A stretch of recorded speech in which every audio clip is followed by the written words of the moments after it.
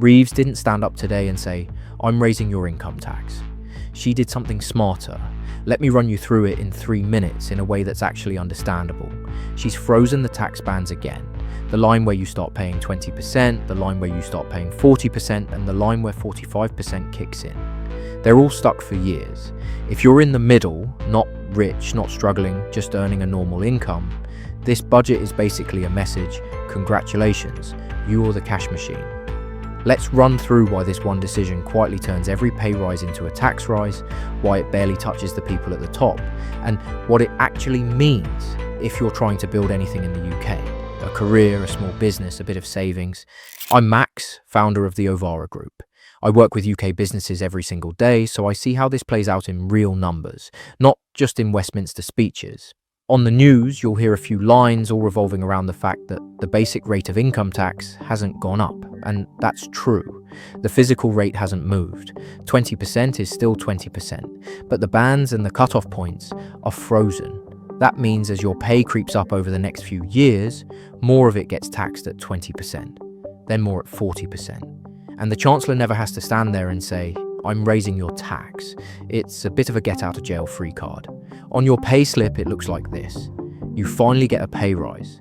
The number looks better on paper, but you open your banking app and think, hang on, that's it. That feeling isn't in your head. That's the freeze doing its job. Now here's the important question. Who does this actually hit?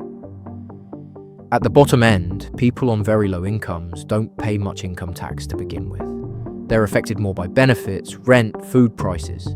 At the very top, the genuinely rich don't live inside PAYE like you do. Their income sits in companies, in investment structures, in different countries and different wrappers. A frozen UK tax band on a salary is not where their real money lives. So who ends up in the firing line? The nurse and teacher couple, where one of them just gets nudged into 40% for the first time. The project manager, the engineer, the sales lead whose raise they finally got gets eaten on the way through HMRC. The small business owner paying themselves a mix of salary and dividends, who now finds more of that safe salary sitting in higher rate tax. People who don't feel rich, don't have accountants on speed dial, and can't magic their income into some offshore structure. That group, the broad middle, is who funds this. Now, layer one more thing on top: wages. On the one hand, minimum wage and pay packets are rising. That's the good news. People on lower pay absolutely deserve more. No argument there. But if wages are pushed up, prices are still high, and the tax bands are frozen, what happens? You run harder just to stay where you are. As an employee, you feel like every year is a fight just to stand still. As an employer, especially a small one, you're paying more to keep staff, while the system quietly takes more off both of you. This is how you get a country full of people saying, "I'm earning more than I've ever earned, and I've never felt poorer." That's keeping away from opinions, it's simply just maths.